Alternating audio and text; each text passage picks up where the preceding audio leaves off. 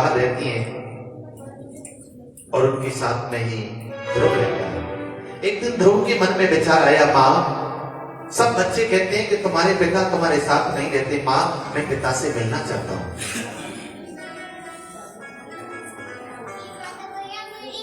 सुनीति ने कहा, बेटा अगर तुम पिता से मिलना चाहते हो तो तुम्हारे पिता महल में निवास करते हैं, नगर में निवास करते हैं, आप वहां जाके मिल सकते हैं।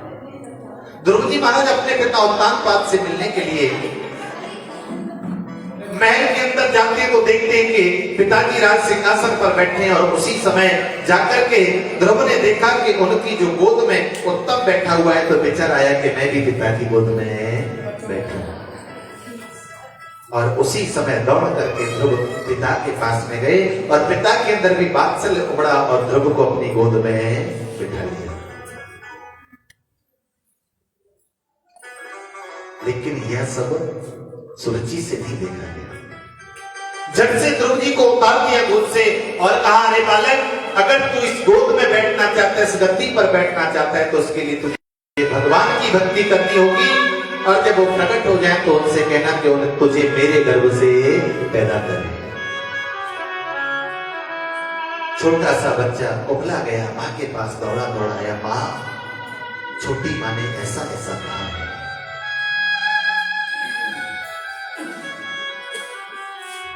यह सुनकर के सुनीति ने कहा, बेटा सही कहा है, सच्चा जो भगवान है, सच्चा जो पिता है वह ईश्वर है। सच में तुझे उनके पास में जाना चाहिए, उनकी भक्ति करनी चाहिए।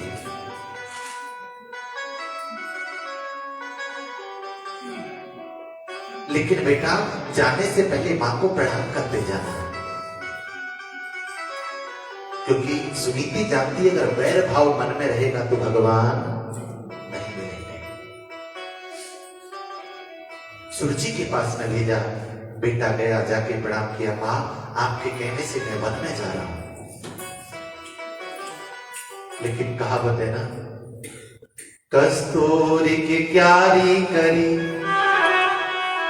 केसर की दही खाद, पानी दिया गुलाब का रही प्याज की प्याज।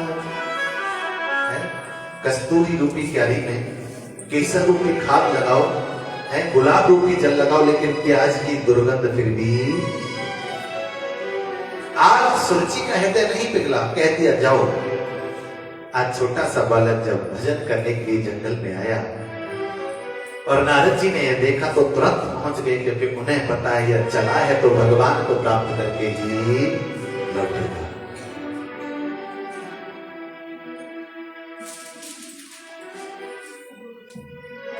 नारद जी ने को देख करके प्रणाम किया, प्रणाम। नारद जी ने कहा, बालक कहां जा रहे हो? जंगल में भगवान की भक्ति के लिए। भक्ति के लिए? अरे जंगल में इतने हिंसक जीव रहते हैं, कदाचित किसी ने तुम्हारा भक्षण कर लिया तो? बोले ऐसा नहीं होगा। क्यों? क्योंकि मेरी मां कहती है कि जगत पिता परमात्मा हर जगह तुम्हारी रक्षा करता है, वो हर जगह है। यह सुनकर के नारद जी बड़े प्रसन्न हुए, बात तो सही कही है तुम्हारी मां, लेकिन एक बात बताओ, तुमने कोई गुरु बनाए या नहीं? गुरु? महाराज गुरु तो कोई नहीं बनाया, तो बिना गुरु के भगवान कैसे मिलेंगे? अगर ईश्वर से मिलना है तो पहले गुरु से मिलना होगा, जब आप गुरु से मिल लेंगे तो फिर ईश्वर से मिलेंगे। पहले गुरु से मिलिए, बिना गुरु के कल्याण नहीं होगा, बिना गुरु की गति नहीं होगी। ध्रुव जी बोले, महाराज गुरु तो कोई नहीं, अब कैसे होगा? बोल तो भगवान के दर्शन नहीं हो सकते। बोले आप कौन? बोले मैं स्वयं नारद हूं।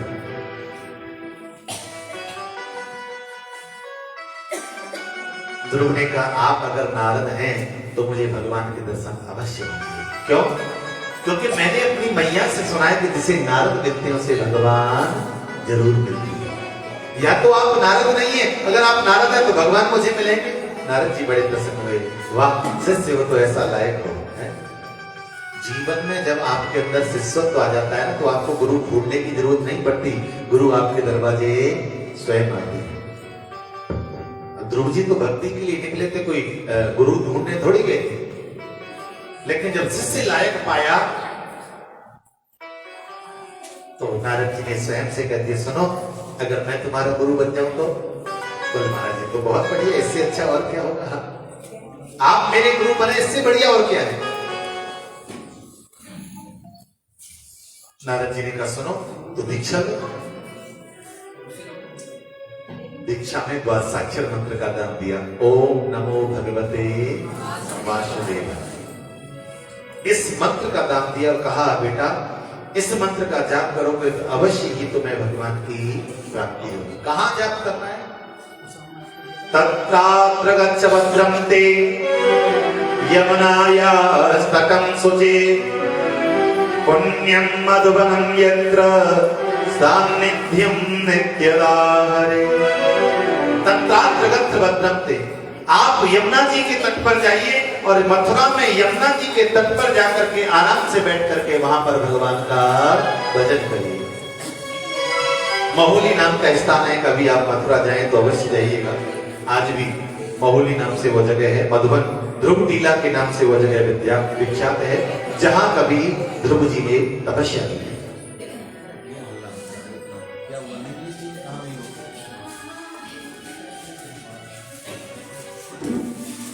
आज ध्रुव जी उस जगह विराजमान होकर के तप करने लगे और तप का प्रभाव देखिए। त्रारात्रे कपिंतः वादरासना आत्मवृत्त्यानुसारेण मांस नित्यर्चयेन् हरिम्। 3 रात्रि और दिन तक एक आसन पर बैठ करके तपस्या करते हैं, मात्र 4.5 साल का बल। हम लोग 3 घंटे नहीं बैठ पाते हैं, 3 घंटे में 30 आसन बदल जाते हैं। हाँ चलिए, बड़े बूढ़ों की तो बात अलग है, उनका समय का प्रभाव है, लेकिन हम जैसे लोग नहीं बैठ पाते, उनका क्या है। तो ध्रुव जी महाराज 4.5 की अवस्था में 3 दिन तक लगातार दिन रात बैठ करके तपस्या करते हैं। उसके बाद जगते हैं, फल फूल कंद जो भी मिलता है उसे ग्रहण करते हैं और उसके बाद पुनः बैठ जाते हैं। ये 1 महीने क्रम चला। दूसरा महीना जब आए तो 6 दिन लगातार बैठते हैं, उसके बाद थोड़ा बहुत फलाहार लेते हैं। तीसरा महीना आए तो 9 दिन बैठते हैं, चौथे महीने में 12 दिन बैठते हैं, 5वें महीने में 15वें दिन बैठते हैं और जैसे ही 6वां महीना आया आसन लगा लिया कि जब तक भगवान नहीं मिल जाएंगे तब तक खड़ा नहीं होगा, और प्राणवायु का जो आहार चल रहा था उसे भी बंद कर दिया।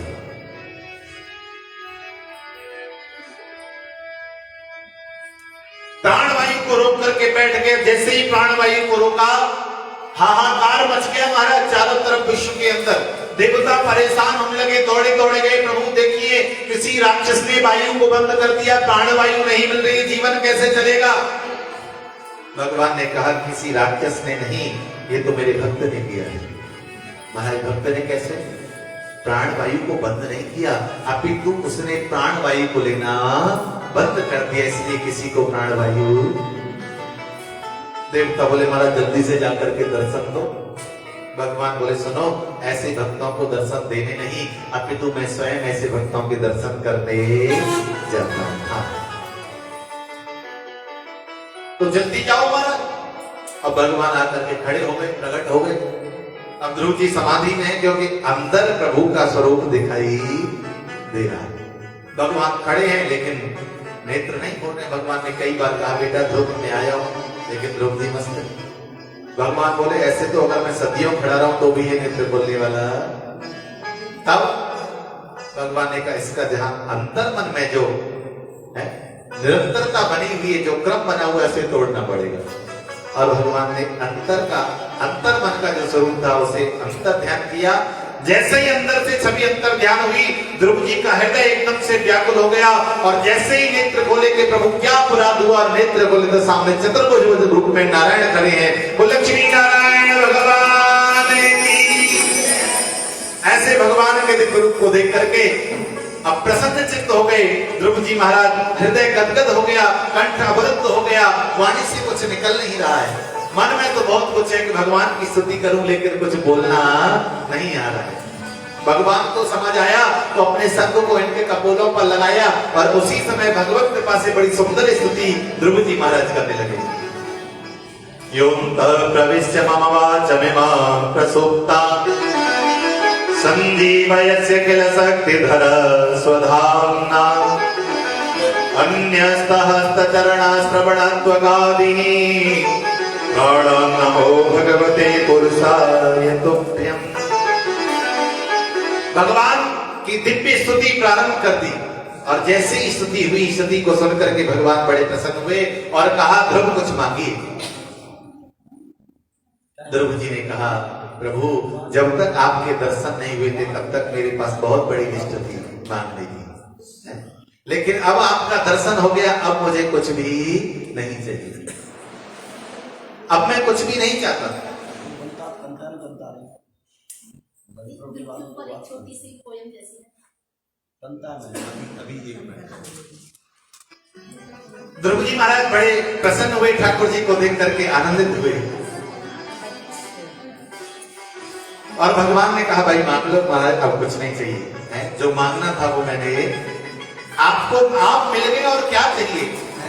दुनिया में जिसे भगवान मिल गया उसे और क्या चाहिए, अब कुछ नहीं चाहिए महाराज। अब तो केवल लगन इतनी सी है कि मन आपके लिए हमेशा ऐसे ही लगा रहे। अब तो प्रभु अपनी कृपा कर दीजिए, अपने दोनों हाथ मेरे सिर के ऊपर रख दीजिए ताकि मेरा कल्याण हो जाएगा, क्योंकि जब ईश्वर का हाथ आपके सिर पर होता है तो आप सब कुछ कर सकते हैं। हो मेरे सिर पर रख गिरधारी अपने ये दोनों हाथ, देना हो तो दीजिए जन्म जन्म का साथ, देना हो तो दीजिए जन्म जन्म का साथ, हो देना हो तो दीजिए जन्म जन्म का साथ, देना हो तो दीजिए जन्म जन्म का साथ। मेरे सिर पर रख गिरधारी, मेरे सिर पर रख गिरधारी, अपने ये दोनों हाथ,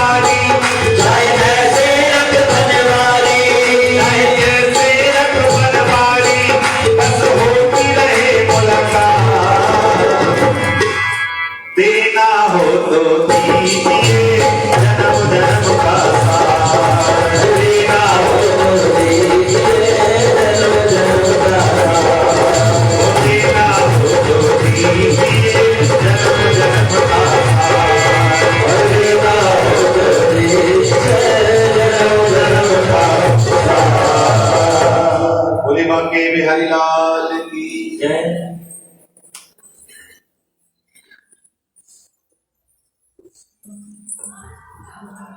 श्री चरणों में आपने मुझे टाइम दिया। हे कमल नयन भगवान दया निधि आओ, बस एक बार मुझको दर्शन दे जाओ।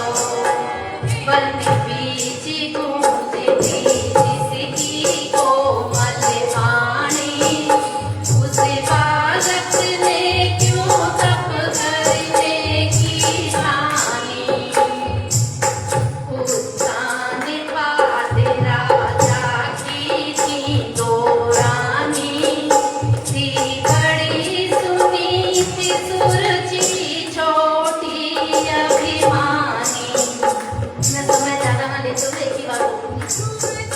सुनीति का पुत्र सुरुचि का उत्तम, इसीलिए ध्रुव पर प्यार सुरुचि का था कम। फिर एक बार ध्रुव यूं ही खेलता आया, राजा ने करके प्यार गोद बैठाया। आ गई सुरुचि उसने देखा शंकित हो, चल दूर अलग हटे उसने कहा कुपित हो।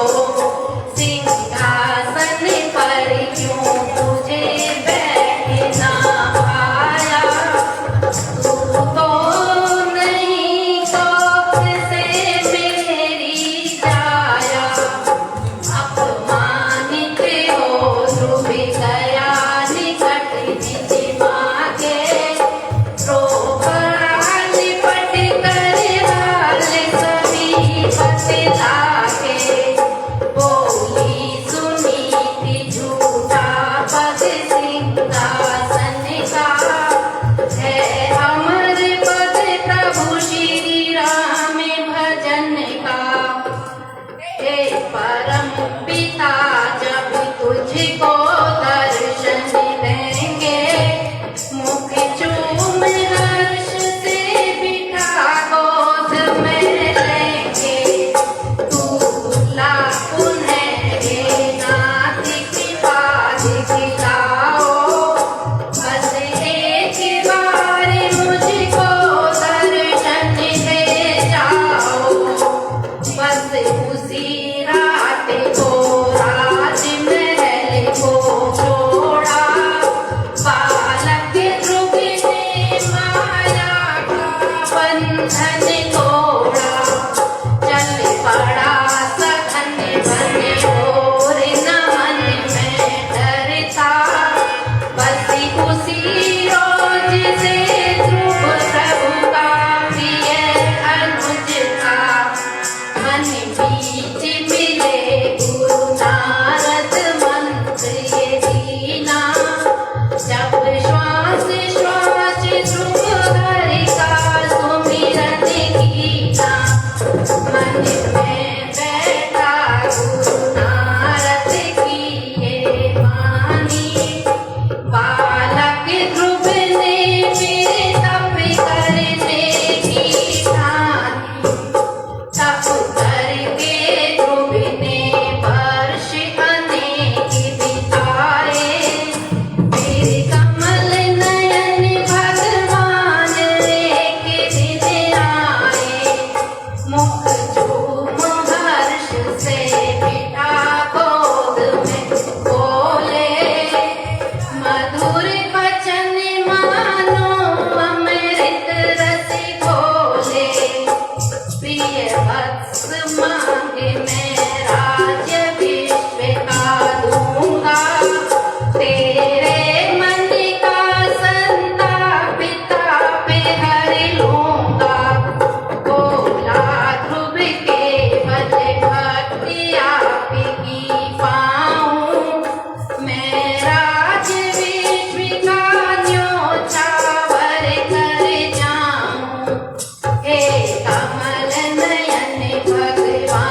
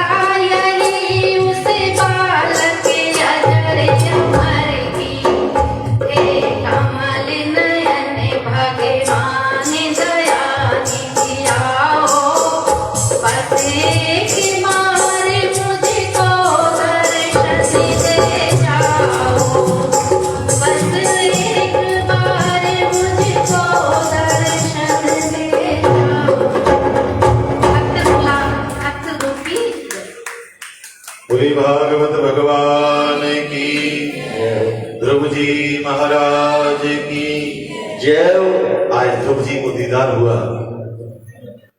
उसके बाद भगवान ने कहा सुनो, आपकी इच्छा नहीं है लेकिन फिर भी मेरी इच्छा है कि आप अभी समय राज्य करिए और उसके बाद मैं तुम्हें अपने लोक में। ध्रुव जी ने राज्य किया। अंतिम समय में ध्रुव जी महाराज जब जाने लगे तो मृत्यु का आगमन हुआ। जिस समय मृत्यु का आगमन हुआ उसी समय भगवान के यहां से एक रथ आया जिस पर आरूढ़ होकर के ध्रुव जी को जाना था। जैसे ही ध्रुव जी रथ में चढ़ने लगे तो मृत्यु को देखा, पूछा कौन है? कहा महाराज मेरा नाम काल है, मृत्यु है। नियम है कि संसार में कोई भी व्यक्ति बिना स्पर्श मेरे किए आगे नहीं जाता। मेरे लिए क्या किया है? ध्रुव जी ने कहा सुनो, पृथ्वी से और विमान की ऊंचाई थोड़ी ज्यादा है, तुम इनके बीच में सीढ़ी का काम करो। बीच में मृत्यु देव खड़े हो गए और वर्णन आता है मृत्यु मूर्धनि पदम तत्वा। ध्रुव जी महाराज मृत्यु के सिर पर पैर रख करके विमान में विराजमान है। यह केवल भगवान का भक्त ही कर सकता है। काल सबको अपना ग्रास बनाता है, लेकिन भगवत कृपा हो जाए तो आप काल के सिर पर पांव रख सकते हैं। ध्रुव लोक में ध्रुव जी महाराज आज भी विद्यमान है। ध्रुव जी के उत्कल हुए, इनके वत्सर हुए, इनके पुष्पाण हुए, प्रत्युष्ट हुए, इनके सर्व तेजा हुए, चक्षु हुए जिनके नाम से चाक्षुष मनवंतर का प्रारंभ हुआ, इनके 12 पुत्र हुए, उल्मुख हुए, उल्मुख के अंग नाम की राजा हुए, उनकी पत्नी सुनीता जिनके बेन हुए और बेन की मृत्यु के बाद उनके शरीर से प्रथु महाराज का प्रादुर्भाव हुआ। आगे अर्ची हुए, आगे इसमें प्राचीन भरे का वर्णन है और पंचम स्कंद में महाराज श्री जो इनके प्रथम पुत्र थे जिनका नाम प्रियव्रत था, उनके चरित्र का पावन वर्णन है। प्रियव्रत जो पुत्र थे उनकी जो पत्नी थी वो विश्वकर्मा की पुत्री थी जिनका नाम महिष्मती था। प्रियव्रत के 10 पुत्र हुए, अग्नि, इत्मजिह्व, जज्ञबाहु, महावीर, हिरण्यरेता, धृतराष्ट्र, सवन, वेददति, वीतिहोत्र और कवि। इसी में आगे चलकर के ऋषभदेव जी महाराज हुए। इनके आगे भरत जी हुए। भरत जी के 100 पुत्र हुए जिन्होंने अपना राज्य देकर के और वन गमन के लिए प्रस्थान किया। लेकिन मन जंगल में जाकर के भक्ति में लग जाए ये कोई आवश्यक नहीं है। आपका संसार वन में भी बन सकता है। ये कथा हमें बोल देती है। ध्रुव जी के बाद ये चरित्र आया है भरत जी का। जब ये जंगल में गए तो इनका मन एक हिरण के बच्चे में रम गया, क्योंकि जिस समय ये भजन कर रहे थे हिरणी गर्भवती जो थी वह जल पीने के लिए आई। सिंह की गर्जना को सुनकर के हिरणी ने दूसरी पार जाने के लिए छलांग लगाई और उसी समय ये प्रसव से इसका बालक जल में गिर गया। भरत जी ने विचार किया ये बालक जीव मर जाएगा तो उसको जल से बाहर निकाल लिया। जल से निकाला तो सही है, गलत नहीं है, लेकिन उसके बाद उसको फिर अपने आश्रम में ले गए। इसकी देखभाल कौन करेगा? और धीरे धीरे जितना समय भजन में देते थे उससे ज्यादा समय उस हिरण के बच्चे में देने लगे। आए थे हरे भजन को भोगने लगे, घर परिवार राज्य साम्राज्य सब कुछ त्यागा था कि भजन करूंगा, लेकिन एक हिरण के बच्चे ने पूरा जीवन बिगाड़ दिया। अंत समय आ गया, इनको ज्वर पीड़ा सता रही थी। उसी समय हिरणों का झुंड आया और हिरणों को जब उस हिरण के बच्चे ने देखा तो वो उनके साथ ही। अब इनको दुख हो रहा है कि वो आज तक बेचारा मेरे साथ रहता था, अब उसका कौन लालन पालन करेगा, कौन उसकी देखभाल करेगा, उसका जीवन कैसे चलेगा। ऐसा विचार करते करते इनका प्राणांत हो गया। और शास्त्र कहता है अंत्ये मति सहगति, अंत समय पर जैसा मन रहेगा वैसा ही आपको। तो हिरण के बच्चे में मन था, इसलिए अगले जन्म में हिरण बनना पड़ा, लेकिन पूर्व जन्म में तप किया था इसलिए सब याद था। तो इस जन्म में भी हिरणों से अलग रहते हैं और भगवान की भक्ति करते हैं, क्योंकि एक बार गलती करने से मेरा जन्म बिगड़ गया। समय पाकर के हिरण शरीर को त्यागा और उसके बाद में पुनः मनुष्य के यहाँ, ब्राह्मण के यहाँ जन्म मिला। अब नियम बना लिया कि चाहे कुछ भी हो जाए, मैं किसी से कुछ भी बोलूंगा, क्योंकि बोलूंगा तो संबंध जुड़ेंगे, संबंध जुड़ेंगे तो फिर मेरा मन किसी में लग गया तो गड़बड़। पिताजी वेद गायत्री सिखाते, कुछ भी नहीं सीखा। थोड़ा और बड़े हो गए, समय बीतने पर माता पिता तो नहीं रहे, लेकिन इनके भाई थे, उनका विवाह हो गया, घर में भाभी आ गई। अब इनकी भाभी कम थी, भाभी ज्यादा थी। हाँ, तो कुछ लोग होते ही इधर की उधर करने वाले। किसी ने कहा तुम इनको खाली बैठे घर में खिलाते पिलाते रहते, कुछ काम धाम नहीं करते। पतियों से कहा, पतियों ने कहा हाँ देवी हम कहेंगे। कहा भैया है तुझे तो मिलनी नहीं है, लेकिन अब तेरे साथ में हमारी क्यों बंद करा रहे हैं, कब से कब खेत वेत पे चला जाएगा। भरत जी ने कहा ठीक है भैया खेत पर चले गए। अब खेत पर किस लिए भेजा था कि जब मक्का उगाती है ना, और उसमें जब ऊपर लगती है तो उस पर पक्षी आकर के अपना भोजन देते हैं। तो उसके ऊपर इनको कहा कि भाई तुम यहाँ रखवाली करना। अब ये आ गए रखवाली करने के लिए। अब जैसी रखवाली करने के लिए उनके मन में एक विचार आया, भैया ये जो खेत है वो किसका है? बोले भगवान का है। और खेत में जो पक्षी आ रहे हैं और दाना खा रहे हैं वो किसके? वो भी भगवान के। और मैं किसका हूं? मैं भी भगवान का, खेत भी भगवान का, खाने वाला भी भगवान, खिलाने वाला भी भगवान है। तो फिर गाय को व्यवधान। तो बोले राम की चिड़ैया राम को खाओ ही चिड़ैया, किसी को नहीं चकाचक खाओ, दावत है सबकी आओ। अब किसी ने जाकर के कहती सुनो वो रखवाली नहीं कर रहा और उजाड़ कर रहा है, बुला रहा है सब पक्षियों को आओ। सब वहीं पहुंच गए। इनके भाई आए, हाथ जोड़े, भैया है हमसे हाथ जोड़वा, तेरा मन करे वहां जा, लेकर यहां से जा। अब ये बाहर चल दिए, भीलों ने पकड़ लिया बलि के लिए, लेकर के गए, भोजन दिया, बढ़िया स्वाद से खा रहे। किसी ने कहा देखो इसको पता है इसकी मृत्यु निकट है, फिर भी ये खा रहा है। ऐसा आदमी पहली बार देखा।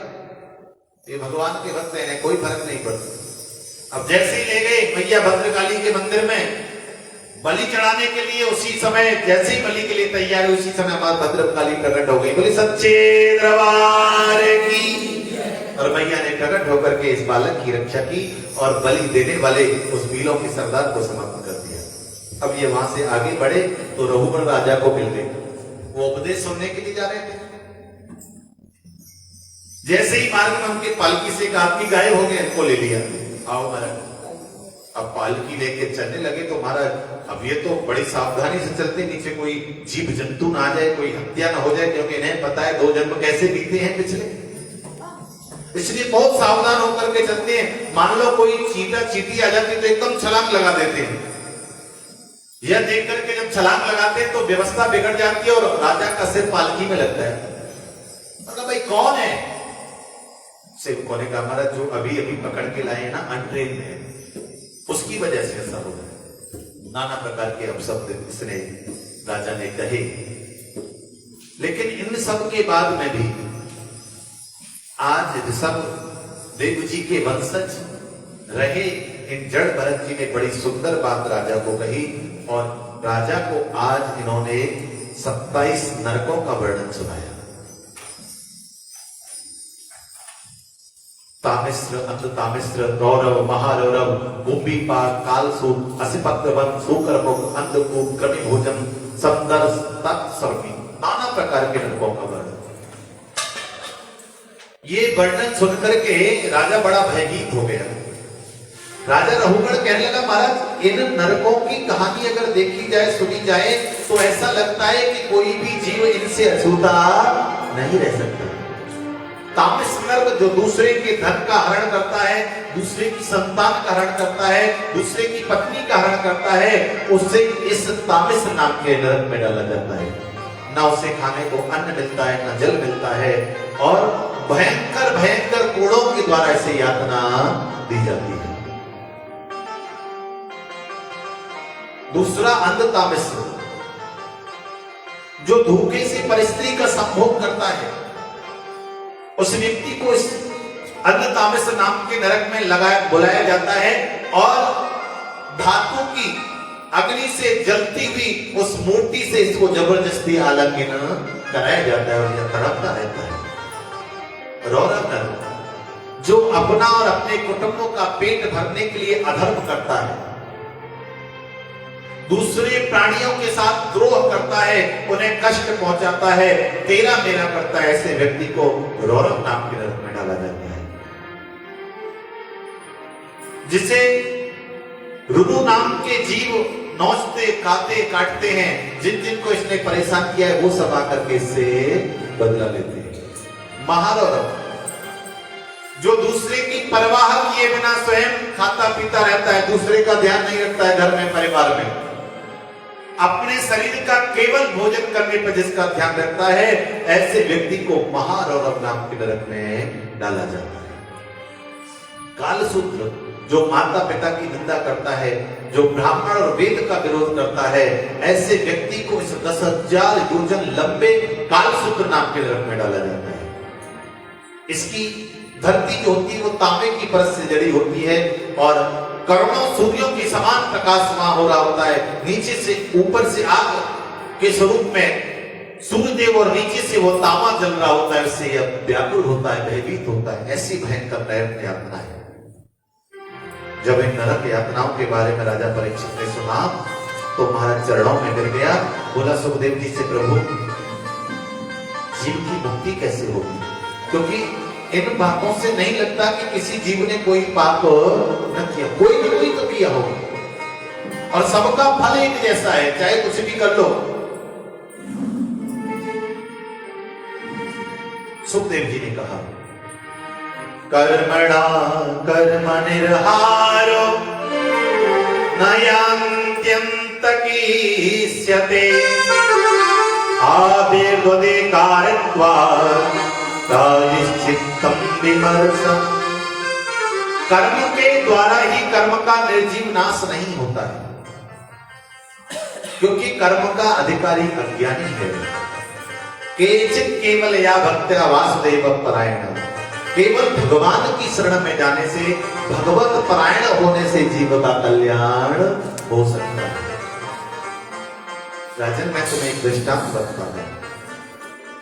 कान्यकुब्जे द्विजः कश्चित् दासीपतिरजामिल नाम्ना नष्ट सदाचारो दास्या संसर्ग दूषित। कान्यकुब्जे द्विजः कश्चित्, कान्यकुब्ज नाम का एक स्थान, वहां एक ब्राह्मण रहा करते हैं, दासीपति अजामिल, जिनका नाम अजामिल था। वेद प्राण धर्मात्मा होने के बाद एक दिन इन्होंने अपने नेत्रों से वैश्या को गमन करते हुए देख लिया और इनके मन में पाप बैठ गया। धर्म को त्याग दिया, संध्या आदि कर्मों को छोड़ दिया और केवल वैश्या को घर में ला करके और भोगों में जीवन बीतने लगा। कुछ संत महात्मा आ रहे थे, वृंदावन जाना था, रात्रि का समय होने लगा तो संतों ने पूछ के, भैया नगर में कोई श्रेष्ठ ब्राह्मण, कोई भगवत भक्त हो तो बताइए, रात्रि विश्राम करना है। नगर में कुछ लोग होते ही हैं, उन्होंने मजाक में कह दिया, अरे भगवान का भक्त तो अजामिल हुआ करता था, आप उसके यहां जाइए। ये अजामिल तो था नहीं, महात्मा आ गए, वैश्या ने देखा संत आए हैं, अवश्य किसी ने भ्रमित किया है, जानबूझ करके नहीं। कहा, देवी आज का भोजन यही रहेगा, रात्रि विश्राम रहेगा। वैश्य ने कहा, महाराज मैं आपको सूखा भोजन दे सकती हूँ, आप स्वयं बनाइए और स्वयं खाइए, क्योंकि मैं इतना अधिकारी नहीं हूं कि आपको भोजन खिला सकूं। आज भोजन वैश्या के माध्यम से प्राप्त हुआ, संतों ने उसे ग्रहण कर किया। किसी ने कहा कि महाराज आपने तो वैश्या का भोजन खाया है। संतों ने कहा, कोई बात नहीं, हम जिसका भोजन ग्रहण करते हैं उसका कल्याण। रात भर भजन कीर्तन, क्योंकि या निशा सर्वभूतानां तस्याम जागृत संयमी यस्याम जागृत भूतानि सा निशा पश्यतो। शास्त्र कहता है जिस समय दुनिया सो रही होती है उस समय भगवान के प्रिय भक्त भगवान का भजन कर रहे होते हैं। रात्रि का समय बीता, सुबह का समय 4 बजे अजामिल आया चोरी चकारी करके। बाहर देखा, पूछा अंदर जाके, देवी ये कौन है? बोले महाराज मैंने ही रोका है, संत महात्मा सुबह चले जाएंगे। ठीक है कोई बात नहीं। सुबह हुआ, महात्मा चलने लगे, कहा देवी हम जा रहे हैं। ठीक है महाराज। बोले ऐसा है आपने भोजन कराया है तो दक्षिणा बनती है, क्योंकि भोजन पूरा तभी होता है। अजामिल बोला सुनो, जो तुम्हारे पास टाट कमंडल है ना वो मैंने छुड़ाया नहीं है, ये दक्षिणा मान लो। हाँ महाचोर कुछ भी नहीं छोड़ता हूं। बोले ये वाली दक्षिणा नहीं चाहिए, हमें कुछ ऐसी दक्षिणा दो जिससे कि हम जीवन पर्यंत तुम्हें याद रखें। ऐसा क्या चाहिए महाराज? बोले संतान है? बोले है महाराज। कितनी है? बोले 9। क्या नाम है? टिक्कू, पिट्टू, चिट्टू, सिट्टू, मिट्टू। अच्छा ये भी कोई नाम है? हाँ महाराज यही नाम है। आजकल समय चेंज हो रहा है ना, तो ज्यादा बड़े नाम अच्छे नहीं लगते लोगों को। राधे श्याम, सीताराम कहाँ है इतना बड़ा? शॉर्ट कर दो महाराज। सच्ची घटना है गाजियाबाद की। आरडीसी मेरा ऑफिस है, वहां एक पहले गार्ड रहता था जिसका नाम जगन्नाथ था। जब मैं वहां पहली बार आया तो लोग उसको जग्गी जग्गी कहा करते थे। मैंने एक दिन पूछा भाई तुम्हारा नाम क्या है? बोले महाराज नाम तो मेरा जगन्नाथ है। मैंने कहा जग्गी क्यों कहते हैं? बोले नाम थोड़ा बड़ा है, लोगों को लेने में तकलीफ होती है इसलिए जग्गी कहते हैं। बोलो अच्छा खासा भगवान का नाम, उसको जगन्नाथ को जग्गी बना दिया है? ऐसा न जाने कितने लोगों को आपने देखा होगा जिनका इतना बढ़िया नाम है और ऐसा ऊटपटक पाश्चात्य सभ्यता इतनी प्रभावित हुई है महाराज हम लोगों के ऊपर कि सब हाँ तोड़ मरोड़ कर दिया है। अब नाम आजकल बड़े बड़े विचित्र होते थे। नाम है शांति देवी, पता चला मोहल्ले में सबसे ज्यादा क्रांति तो उन्हीं से होती है। हाँ नाम है बर्फी देवी, जब भी बोलती है तो जहरी बोलती हैं। हाँ मिठास तो कहीं नहीं देखने को भी है। तो नाम बढ़िया होना चाहिए और भगवान के नाम से जुड़ा होना चाहिए। नाम अगर भगवान के नाम के साथ जुड़ा होगा तो जाने अनजाने में आप कम से कम उसे गाओगे तो सही, कहोगे तो सही। लेकिन अब सुधार हो रहा है, नई जो जनरेशन आ रही है ना उसमें सुधार हो रहा है। नाम बड़ा सोच समझ के है। गूगल बाबा पे सबसे ज्यादा सर्च किया जाता है हाँ कि क्या नाम रखा जाए, उसका मायने होना चाहिए, कुछ मीनिंग है। सारभूत नाम आजकल रखते हैं, पहले ऐसा नहीं होता था। पहले तो नाम कुछ है और उसका मीनिंग कुछ है। एक छोटा सा दृष्टांत याद आ रहा है, वो सुना देता हूं मैं आपको। एक कोई नई नवेली दुल्हन घर पर आई, विवाह करके आया, संयोग से उसके पति का नाम बड़ा अटपटा था। क्या है पता था? क्या नाम था? पति का नाम था ठन पाल। अब कोई भी आए कहे अरे ठन पाल की बहू तो बड़ी बढ़िया है, अरे ठन पाल की बड़ी तो बहुत बड़ी सुंदर है। अब वो बेचारी परेशान, उसने कहा सुनो जी आप अपना नाम बदल लो। कहा देवी मैं तो बहुत ज्यादा पढ़ा लिखा नहीं हूं, तुम ही बताओ क्या नाम बदलो। बोले तो सुनो चिंता मत करो, मैं तुम्हारे लिए बढ़िया सा नाम ढूंढ करके लेके आती हूँ। हाँ तो जैसे ही नगर के बाहर गई तो देखा एक अर्थी जा रही थी। अर्थी बालों से रोक करके पूछा अरे भैया जो मर गया उसका नाम क्या था? बोले इसका नाम अमरलाल था। अमरलाल था? हाँ फिर मर गए हो गया, ये नाम सूट नहीं करेगा। आगे गई तो देखा एक किसान हल चला रहा है। बोले तुम्हारा क्या नाम? बोले मेरा नाम है धनपाल। बोले धनपाल? हाँ फिर हल काय को चला रहे हैं। आगे गई और एक देवी के लिए उससे पूछा देवी आपका क्या नाम है? बोले मेरा नाम लक्ष्मी है। क्या कर रही हो? बोले जो भी कूड़ा कचरा हो रहा है उसे इकट्ठा कर रही है। तो उसने कहा ये नाम तो सूट नहीं करते कि अमरा थे सो मर गए हैं। जो अमरलाल थे वो तो मर गए। कि अमरा थे सो मर गए, हल जो तत धनपाल, और कंडा बीने लक्ष्मी, भलोई ठन ठन ऐसे तो है ना। उसका नाम हमारे कहे से रखना क्या? बोले नारायण। अब छोटे वाला बेटा मरा। अच्छा एक बात विशेष रहती है, माता पिताओं का प्रेम दो ही जगह जाता होता है, या तो सबसे बड़े वाले पर या सबसे जैसा में कोई अस्तित्व नहीं है क्या दुनिया में। हाँ तो भगवान कहा कि महाराज संतान होने वाली ठीक है, हमारे कहने से नाम रख देना संतान हो, इसका नाम नारायण रख दिया। अब सब उसी को प्रेम करते हैं। तो सबसे छोटा है घर में, नारायण आओ, नारायण खाओ, नारायण पियो, नारायण चलो, नारायण बैठो, नारायण उठो, हर समय नारायण नारायण हो रहा है। अब इसने पाप किए थे तो यमदूत लेने के लिए आ गए। हाँ। अब जैसे ही यमराज लेने इसने नारायण को आवाज लगाई, दूरे क्रीडन का सक्तम पुत्रम नारायण पयम प्लावितेन स्वरेणोच्चैः राजुभाव कुलेन्द्रिय। नारायण बचाओ, नारायण बचाओ। अब बेटा दूर खेल रहा था, उसने नहीं सुना, लेकिन उस नारायण ने हाँ तुरंत भेजा, जाइए भक्त बुला रहा है। अब चार हाथ वाले आ गए। अब ये सब देख रहा है जब उन्होंने यमदूत से कहा, सुनो ठहरिए, इसे आप नहीं ले जा सकते। क्यों? बोल क्योंकि ये नारायण पुकार रहा है। बोल नारायण? अरे ये आपके नारायण को थोड़ी पुकार रहा है, वो देखो इसका बालक खेल रहा है। बोले वो सब तो ठीक है, लेकिन ये बताओ असली नारायण कौन है, ये बालक या वो? बोल असली तो वही है। तो बचाने कौन आएगा? असली तो आएगा। आप यहां से जाइए, मारपुर के भगा दिए। अब वो वहां पहुंचे महाराज, धर्मराज से देवराज से पूछा, महाराज हमें तो बड़ी मार पड़ी, हमें सोचा आपकी सत्ता है, ये तो बड़ा गड़बड़ है। अब आप पहले हमें ये बता दो किसे लाएं किसे नहीं लाएं, तभी जाएंगे आगे। उन्होंने कहा सुनो, जिस घर में तुलसी सेवा होती हो, जिस घर में गौ सेवा होती हो, ऐसे किसी व्यक्ति को यहाँ नहीं लाना। जो कथा कीर्तन सत्संग करता हो, आता जाता हो, ऐसे किसी व्यक्ति को। उन्होंने कहा महाराज एक शंका और है, क्या?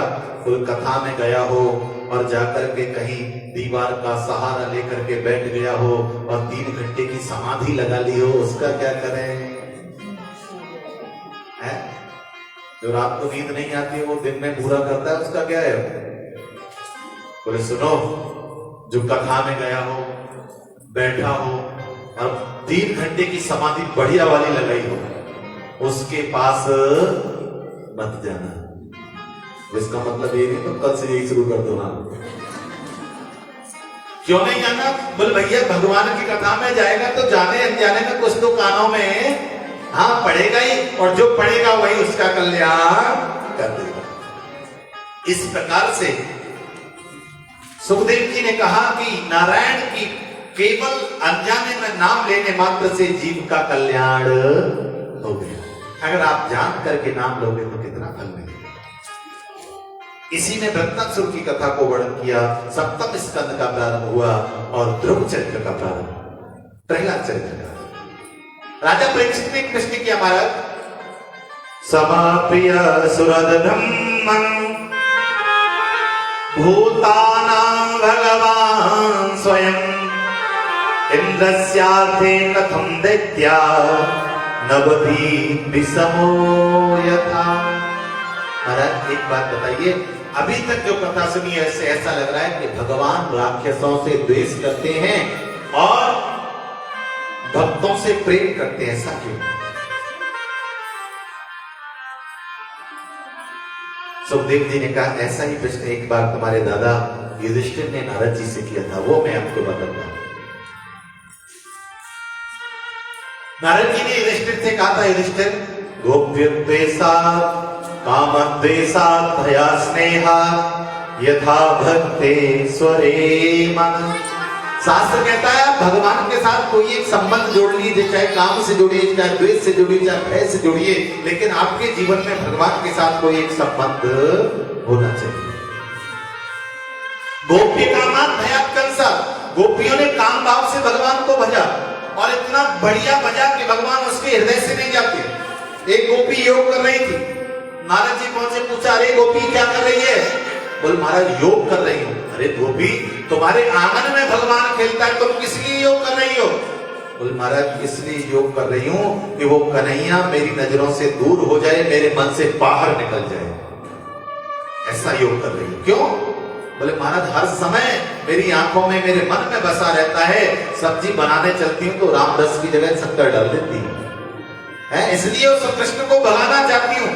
इतनी प्रबल भक्ति कि वो कृष्ण, हम तो भक्ति इसलिए करते हैं कि भगवान मिले, गोपियां इसलिए कर रही हैं योग के भगवान उनसे दूर हो जाए। तो गोप्य कामात् भयात् कंसा, गोपियों ने काम भाव से भजा, कंस ने भय से भजा। आप भगवान के साथ कोई एक संबंध बना लीजिए प्यारे, आपका संबंध बनाना जिस दिन आप भाव से बना लेंगे उस दिन आपका कल्याण हो जाएगा।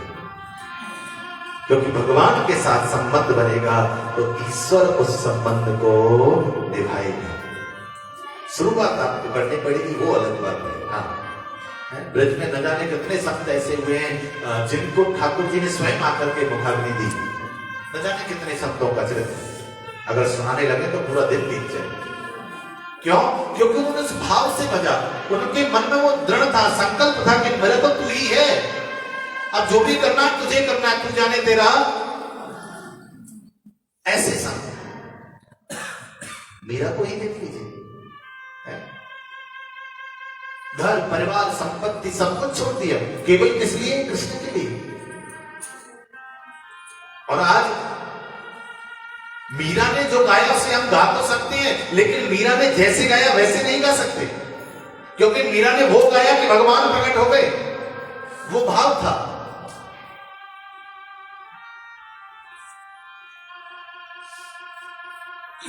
सुखदेव जी कहते हैं कि आपका जीवन में भगवान से कोई संबंध होना चाहिए, आप उस संबंध के सहारे उसे प्राप्त कर सकते हैं।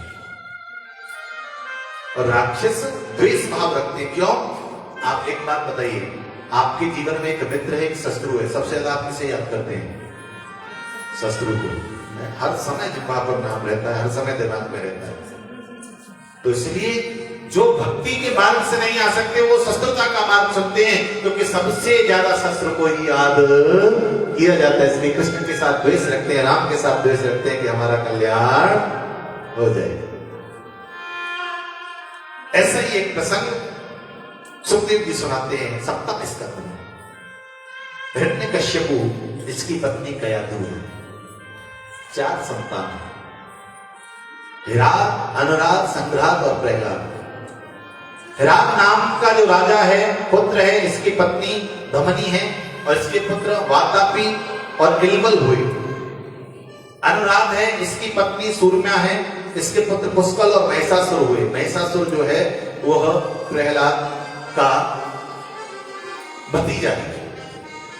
संग्रात की जो पत्नी हुई कृति हुई, जिनके पुरंजन पंचजन नाम के पुत्र हुए।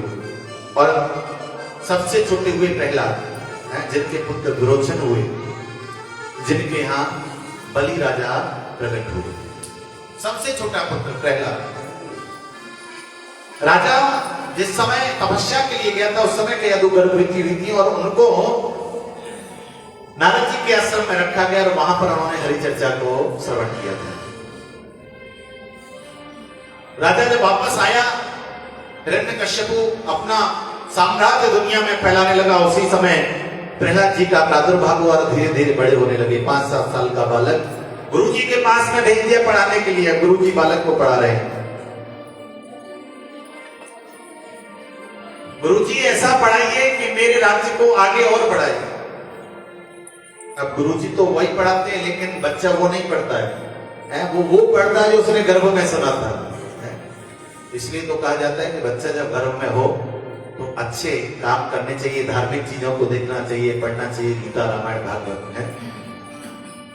क्योंकि प्रहलाद जी के ऊपर जो प्रभाव रहा वो गर्भ का रहा। और आपने अभिमन्यु के बारे में भी सुना होगा, जिसने गर्भ में ही चक्रव्यूह की रचना को सुना और सुनने के बाद वो याद रहा। इसलिए कहा जाता है कि जब बच्चा गर्भ में हो, जब संतान गर्भ में हो, तो माता को सात्विक विचार रखने चाहिए। प्रहलाद जी को राजा के पास लाया गया, हिरण्यकश्यपु के पास।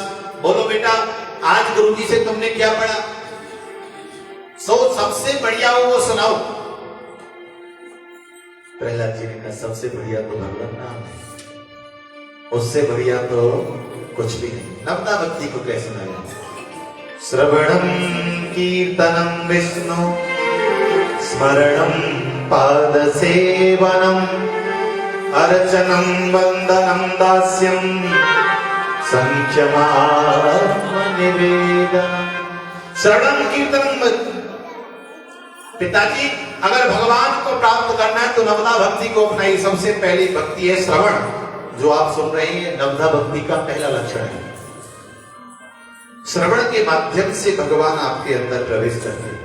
रुक्मिणी ने कभी भगवान को देखा नहीं था, केवल भगवान की कथा को सुना था और कथा की सुनने मात्र से रुक्मिणी को कृष्ण के साथ में प्रेम क्योंकि जो हम सुनते हैं ना, मन हमारा उसका मनन करता है और धीरे धीरे वो चीजें हमारे हृदय में बैठने लगती है। पिताजी श्रवण करिए, श्रवण पहली भक्ति है। भगवान की कथा सुनिए, उनके चरित्र सुनिए, भगवत भक्त के चरित्र सुनिए। जैसे ये सब सुना, एकदम से वो पृथ्वी पर पटक दिया। अरे दुष्ट दुराचारी, मेरे ससुर की प्रशंसा करता है। नाना प्रकार की यातनाएं दी गई है, पर्वत से गिराया, जल में डुबाया, नागों से डसवाया गया, लेकिन प्रभु की कृपा से बाल भी बांका प्रहलाद जी का।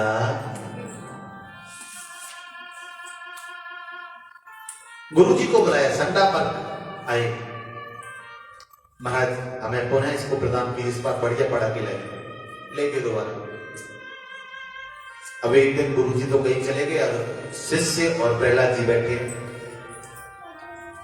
प्रहलाद जी ने कहा, सुनो, गुरु जी कहीं गए, जब तक आए तब तक एक खेल खेलें। बच्चों को खेलने का बड़ा चाव होता है। ठीक है भैया, क्या खेल खेलेंगे? बोले सुनो, एक हारमोनियम ले लो, एक ढोलक ले लो, एक मंजीरा ले लो। बोले ये कौन सा खेल है? बोले नया खेल है। हाँ, सब बच्चों को तैयार कर लिया। बच्चे बोले गुरुजी आ गए, तो बोले चिंता मत करो, जब तक गुरुजी आएंगे तब तक हमारा खेल भी पूरा। हाँ, अब बच्चे भाव के साथ में प्रहलाद जी के साथ में संकीर्तन करने लगे। श्रीमन नारायण नारायण नारायण, श्रीमन नारायण नारायण नारायण, भजमन नारायण नारायण नारायण, भजमन नारायण नारायण नारायण, सत्य नारायण नारायण नारायण, सत्य नारायण नारायण नारायण, श्रीमन नारायण नारायण नारायण, श्रीमन नारायण नारायण नारायण। प्रहलाद जी और सभी मिलकर के भजन कर रहे हैं। इतने में ही गुरु जी का समय हो गया, लौट करके आए। गुरु जी ने देखा ये क्या हो रहा है। अगर कदाचित राजा को पता चल गया तो हमें भी ना छोड़े। जैसे ही गुरु जी ने आकर के प्रहलाद का हाथ पकड़ा, गुरु जी को भी रंग लग गया, गुरु जी भी गाने लगे। श्रीमन नारायण नारायण नारायण, श्रीमन नारायण नारायण नारायण, श्रीमन नारायण नारायण नारायण, श्रीमन नारायण नारायण नारायण, सत्य नारायण नारायण नारायण, सत्य नारायण नारायण नारायण। अब गुरु जी भी मस्ती में मस्त हो गए हैं। अब ये सब चल रहा है। हिरण्यकश्यप ने विचार किया, चल करके देखना चाहिए बेटे की पढ़ाई लिखाई कैसी चल रही है। अब जैसे ही आश्रम के बाहर आया, एक दूत को अंदर भेजा, जाओ जाकर के महाराज से कहो महाराजा आए हैं, गुरुजी से बताइए जाकर के। अब दूत गुरुजी के पास में गया तो गुरुजी तो लगे हुए कीर्तन में, ताली बजा रहे हैं।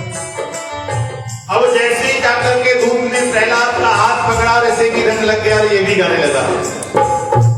भजमन नारायण नारायण नारायण, भजमन नारायण नारायण नारायण, सद्गुरु नारायण नारायण नारायण, सद्गुरु नारायण नारायण नारायण, श्रीमन नारायण नारायण नारायण, श्रीमन नारायण नारायण नारायण।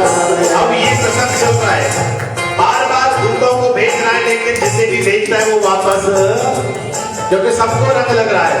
हिरण्यकश्यप ने सोचा इस बार खुद ही चल करके देखता हूँ। और जैसे हिरण्यकश्यप देखा, चारों तरफ संकीर्तन की ध्वनि छाई हुई है, हर कोई नारायण नारायण बज रहा है।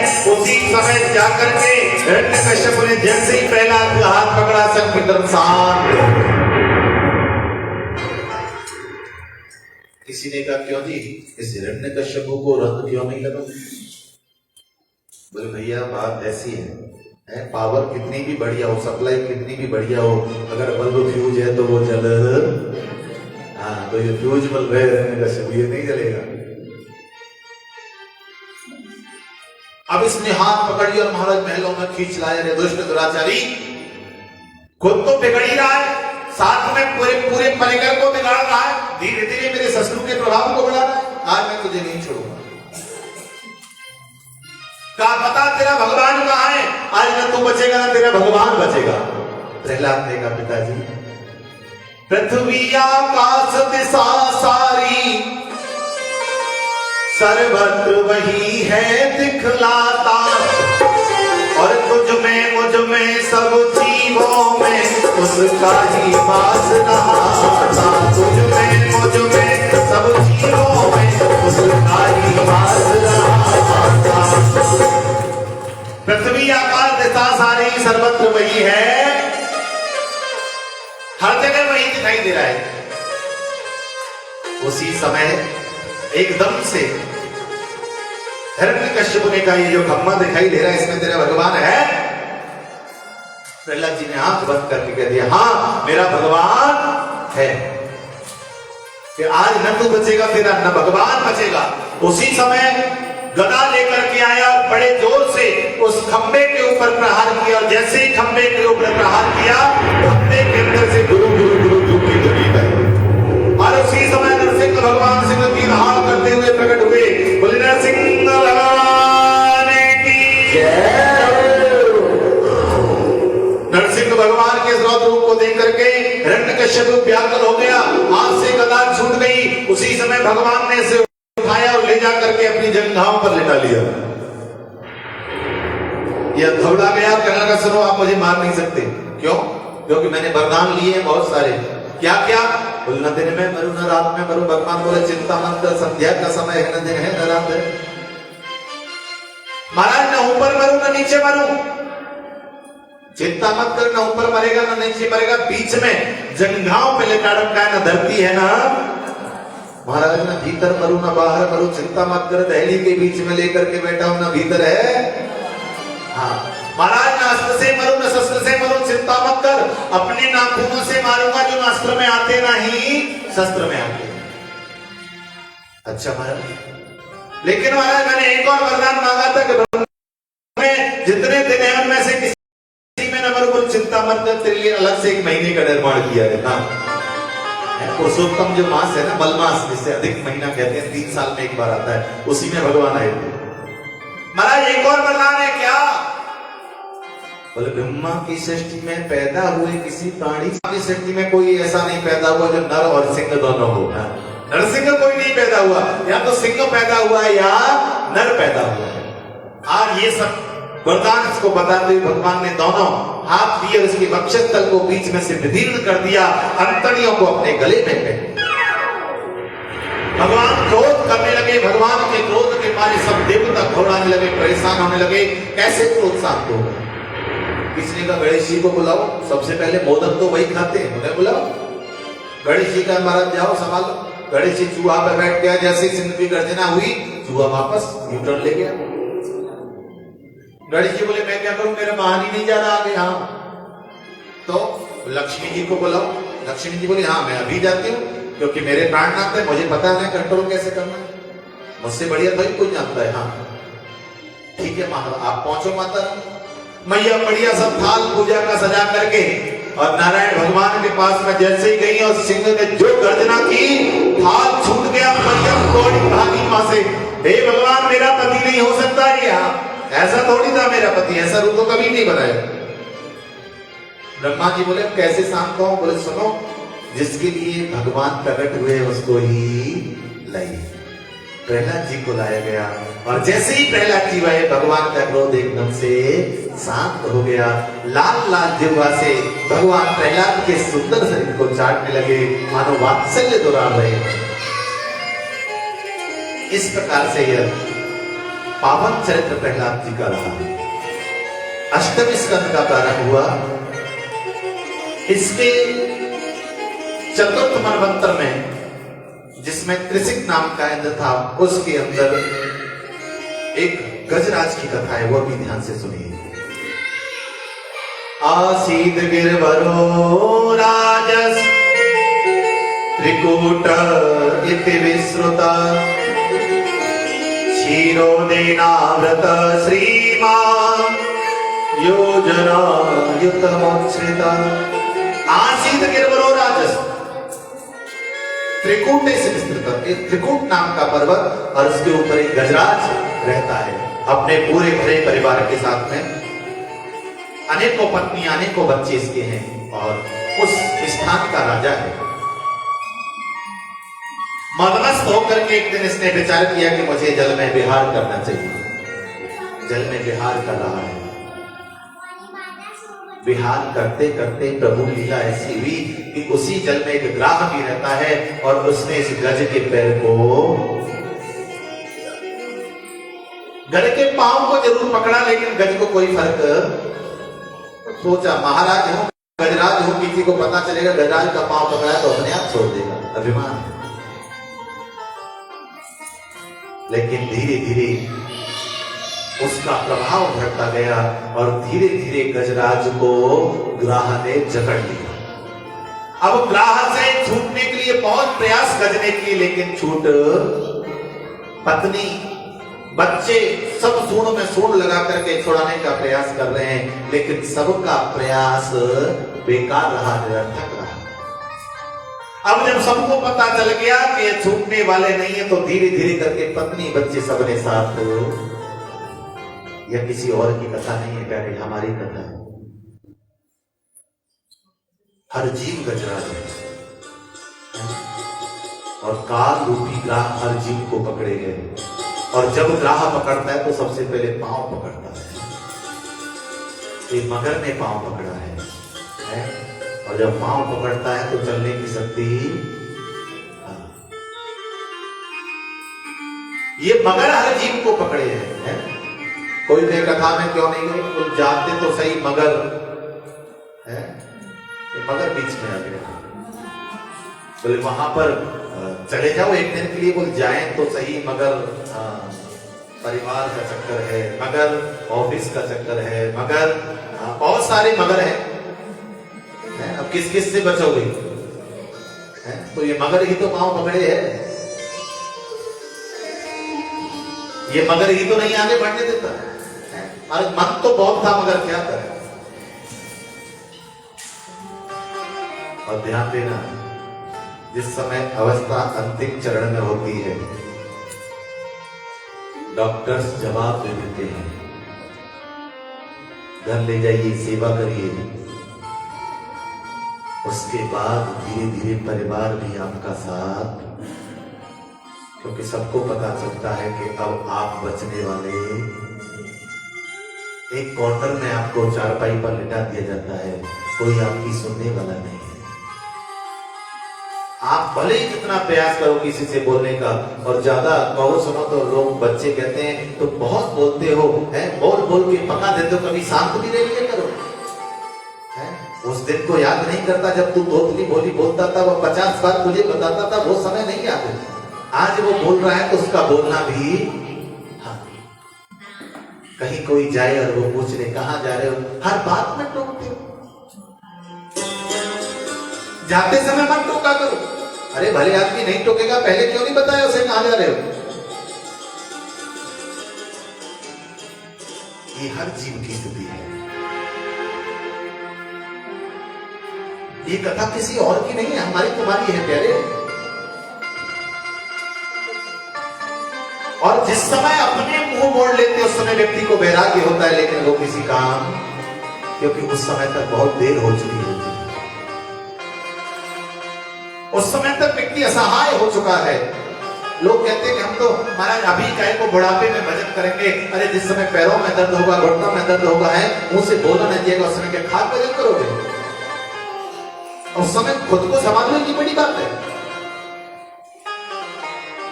भजन करना है तो बचपन में करिए, 55 में नहीं होगा। 55 में तो 50 बीमारियां आ चुकी होंगी। हाँ, आधे दिन तो डॉक्टर के यहां बीत जाता है साहब, आधा दिन में घर देखना, भजन कहां से करें। जिस समय गजराज का साथ परिवार ने छोड़ दिए से वैराग्य हो गया कि वास्तव में ये मेरे थे ही नहीं, और जब उसे वैराग्य हुआ तो उसने उस परम पिता परमेश्वर को याद किया।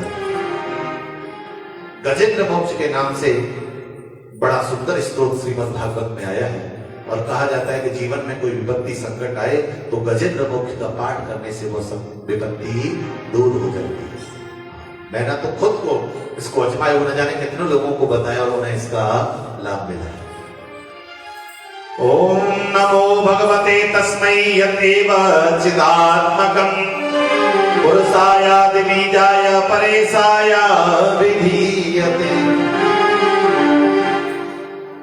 गजराज ने किसी का नाम नहीं लिया, जो जगत के मूल कारण है, जो सबके हृदय के अंदर विराजमान है एवं समस्त जगत के एकमात्र स्वामी हैं, जिनके कारण यह संसार चेतना का विस्तार हो रहा है, वह भगवान को मैं नमस्कार करता हूं, वह मेरी रक्षा करे।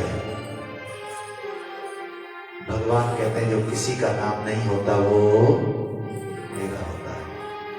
उसी समय हरि आए और अपने चक्र का प्रहार जैसे ही किया, चक्र के प्रहार करने मात्र से ग्राह का जो धड़ था वह सिर से अलग हो गया। बोलिए भक्तवत्सल भगवान की जय हो। आज इस प्रकार से ग्राह का उद्धार किया। ग्राह का उद्धार किया तो गजराज को पसंद हो जाना चाहिए, लेकिन गजराज भगवान की तरफ पीठ करके खड़ा हो गया। भगवान ने पूछा, भले आदमी मैं तुम्हारे सामने इतनी दूर से आया हूं, तुम्हारे एक बुलावे पर आए तुम पीठ करके खड़े हो। बोले ये बताओ भला किसका करने आए थे, मेरे या मेरे शत्रु का है? भगवान बोले तुम्हारे लिए आए थे, शत्रु के लिए क्यों आएंगे? बोले तो कल्याण तो शत्रु का किया है? मारा किसको है? ग्राह को। और भगवान जिसे मारते हैं उसका कल्याण तुम्हारा, तुमने तो मेरे शत्रु के लिए आए हो, उसका कल्याण किया। भगवान ने कहा नहीं नहीं गजराज सुनो, तुम किसे पुकार रहे थे, तुम किसकी शरण में थे? बोले आपकी में। वो तो मेरा कर्तव्य है कि तुम्हारी शरण में भी कोई था। किसने तुम्हारे पांव पकड़े थे? ग्राह ने। तो मेरा कर्तव्य है कि पहले भक्त का उद्धार करूं, उसके बाद भक्त का उद्धार करूं। आज गजराज दोनों हाथ जोड़ करके चरणों में कर गया, प्रभु आपसे कोई जीत नहीं सकता, आप सबके कल्याण करने वाले हैं। सुनेरी मैंने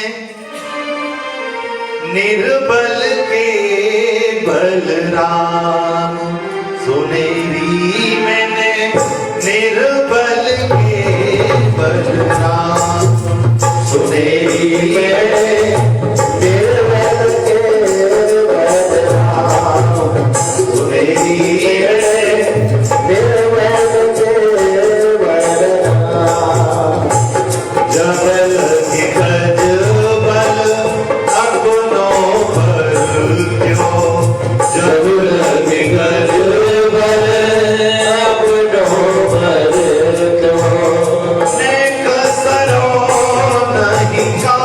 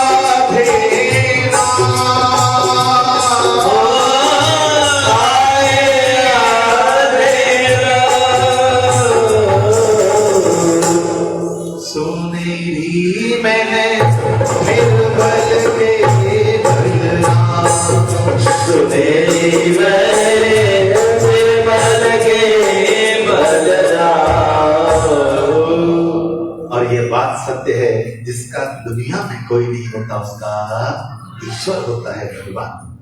दुनिया के सहारे जब समाप्त हो जाते हैं तब मेरे गोविंद का सहारा शुरू होता है। ये अष्टम स्कंद में चरित्र रहा। इसी में आगे समुद्र मंथन की कथा रही। 14 रत्न इससे निकले, देव और दानव दोनों ने मिलकर के मंथन किया। सबसे पहले विष निकला, तो विष किसे पिलाया? बोले शंकर जी को बुलाया, हमारा आप ही इसको पान करो। शंकर जी ने विष पी लिया, बड़ा आराम मिला। किसी ने कहा क्यों जी, विष पीने के बाद तो अग्नि निकलती है, तुम्हें आराम क्यों मिल रहा है? बोले दो चीज है, मैंने क्या पिया? विष, और मेरे अंदर कौन है? राम। दोनों को मिला दो, विश्राम तो होगा ही ना। हाँ, राम के साथ विष भी मिलेगा तो भी विश्राम बनेगा साहब। इतना प्रभाव है राम का। अच्छा, कोई भी अच्छा काम करो ना, सबसे पहले विष निकलता है? जो लोग आपको टोकते हैं, 4 दिन मंदिर जाओ और टीका लगाओ तो लोग कहेंगे अरे वाह आजकल बड़े भगत हो रहे, क्या बात है। तो ये समझ लीजिए विष है। हाँ, अब भक्ति अभी इतनी तो बड़ी नहीं थी, उसने पहले टोक दिए तो क्या है, टीका लगाना भी बंद कर दिया और मंदिर जाना भी बंद कर दिया है। क्यों? और क्या करें, हमारे लोग टोकते हैं। अरे लोगों का तो काम है उन्हें तो विष देना ही देना। तुम काहे को उनके कहने से अपना काम बंद करे? बोले आदमी है। 14 रत्न, श्रीरंभा वृषवारुणी अमी असंख गजराज। लक्ष्मी निकली, भगवान ने ले ली। चंद्रमा निकले, शंकर जी ने मस्तक पर धारण कर लिया। शंख निकला, भगवान ने ले लिया है। मदिरा निकली, दैत्यों ने ले ली है। उच्चैश्रवा घोड़ा निकला, राक्षसों ने ले लिया। ऐरावत निकला, देवराज ने ले लिया। और अंत में निकला अमृत। अब देवता राक्षस दोनों झगड़ने लगे। राक्षस बलशाली थे, अमृत को छुड़ा लिया। गए आपस में, अहम पूर्वम आपस में झगड़ने लगे। कलह हो गई, पहले मैं पीऊंगा। देवता भगवान के पास जाकर बोले प्रभु जिसके लिए समुद्र मंथन किया वो तो। भगवान बोले चिंता मत करो, अभी पहुंचता हूं। बढ़िया सा सुंदर सा मोहिनी रूप भगवान ने धारण किया। हाँ, और देवताओं को अमृत पिलाने के लिए राक्षसों के पास में पहुंचे। राक्षस संवाद करने लगे।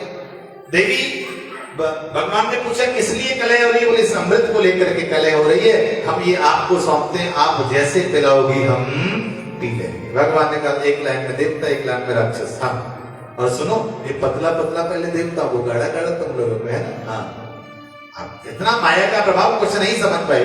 देवताओं ने अमृत का पान कर दिया। वो लक्ष्मी नारायण भगवान की। उसी समय सुरभानु नाम का दैत्य सूर्य और चंद्रमा के जाकर के बीच में बैठा और भगवान ने इसको अमृत पिलाया। जैसे सूर्य चंद्रमा ने बताया, भगवान नारायण रूप में प्रकट हुए और चक्र से इसके मस्तक को धड़ से लग किया। अमृत छूट चुका था इसलिए मरा नहीं। 2 भाग विभक्त हो गए। भगवान ने इसे देवताओं में स्थान दिया। नवग्रहों में इसकी स्थापना हुई। राहु और केतु, ये जो है सुरभानु नाम का दैत्य, उसके ही 2 भाग हैं। बोले भक्तवत्सल भगवान की। राजा बलि ने भयंकर तपस्या की, बड़े यज्ञों का आयोजन किया, उसके माध्यम से स्वर्ग पर राज्य प्राप्त कर लिया। मां अदिति परेशान रहने लगी, प्रभु अब मेरा कल्याण करिए, मेरे बच्चे तो स्वर्ग से भगा दिए गए। भगवान ने कहा सुनो, अब राक्षसों को नहीं मार सकते क्योंकि वो तपस्या में नहीं है। कश्यप जी से जब कहा तो कश्यप जी ने कहा सुनो, एक व्रत है, अगर तुम इसे करोगे तो तुम्हारे पुत्रों के दुख की निवृत्ति हो जाएगी। कौन सा व्रत है? फाल्गुनस्यामले पक्षे द्वादशाहं पयोव्रत अर्चयेदरविन्दाक्ष भक्त्या परमयान्वित। फाल्गुनस्यामले पक्षे, फाल्गुन के महीने में शुक्ल पक्ष का जब प्रारंभ होता है, प्रतिपदा तिथि से इस व्रत का प्रारंभ होता है और द्वादशी तक करना होता है 12 दिन। केवल दूध पी करके इस व्रत को किया जाए, भगवत आराधना की जाए, नियमों का पालन किया जाए तो अवश्य संतान की प्राप्ति होती है। अदिति ने इस व्रत को किया और इनके यहाँ भाद्रपद के महीने में शुक्ल पक्ष द्वादशी तिथि के अंदर भगवान एक अद्भुत रूप में प्रकट हुए।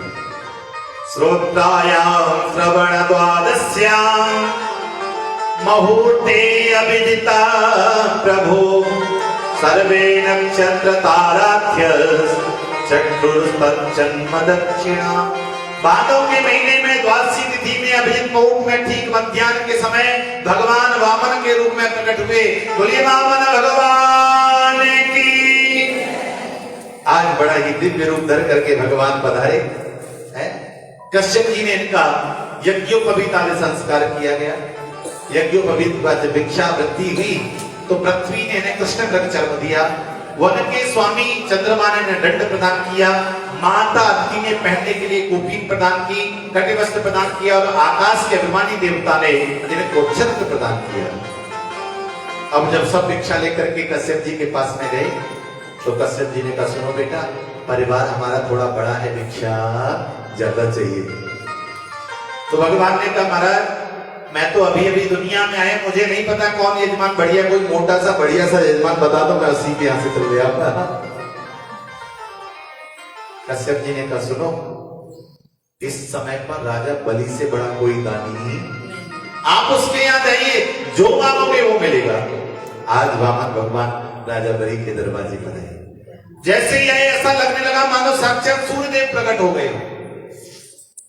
चारों तरफ प्रकाश ही प्रकाश फैल गया। उस प्रकाश के बीच में भगवान वामन का प्रादुर्भाव हुआ। बोले वामन भगवान की। राजा परीक्षित ने कहा आज ऐसा लग रहा है कि यज्ञ में सूर्य भगवान आ गए।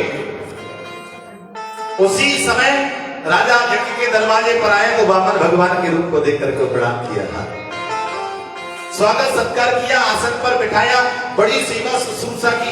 महाराज क्या चाहिए? भगवान बोले कुछ नहीं चाहिए। हैं निकल रहे थे, यज्ञ की बढ़िया सुगंधी आई तो दर्शन के लिए आ गए। हाँ राजा बलि ने कहा लेकिन महाराज मेरा नियम है कि मैं बिना दान दिए ब्राह्मण को जाने। हाँ। भगवान ने कहा भैया हमें कुछ नहीं चाहिए, लेकिन फिर भी देना चाहते हो तो और कुछ नहीं, मात्र 3 पग भूमि हमें चाहिए। तो कहीं संध्या करने बैठे थे, किसी ने हमें वहां रोक दिया। तो महाराज आप मांग रहे लेकिन मांगना नहीं आता है आपको, है मेरे परिवार का, मेरे यश का गुणगान कर रहे हैं, मांगने चले तो 3 पग भूमि, वो भी अपने पांव से। भगवान ने कहा भैया हम तो संतोषी ब्राह्मण है, उतना ही चाहिए। हाँ आज संकल्प के लिए बात हुई तो शुक्राचार्य जी ने देखा ये तो गड़बड़ है। उन्होंने समझाया राजा को, सुनो ये नारायण है। बलि ने कहा सुनो, अगर आज नारायण मेरे दरवाजे पर झोली फैलाए खड़े तो इससे बड़ा सौभाग्य और क्या होगा है? जो दुनिया को देता है, दुनिया को देने वाला पालनहार मेरे दरवाजे पर झोली बिछाए खड़ा है। आज मेरा सबसे बड़ा दिन है, आज मेरे जीवन का सबसे बड़ा दिन है। आज वामन भगवान के लिए जैसे ही राजा ने संकल्प की तैयारी की, शुक्राचार्य जी अंदर घुस गए। कुशा से अंदर प्रवेश किया, एक बाजार बंद हो गया। प्रेम से कहिए राधे राधे। हाँ मानो भगवान उपदेश देते हैं कि भैया सबको एक दृष्टि से देखिए, हाँ भेद दृष्टि मत करिए। आइए वामन भगवान हमारे बीच में आए हैं। बोले वामन भगवान की। आइए भाव से पूजा होगी और सब लोग करेंगे आगे सेवा करते हुए।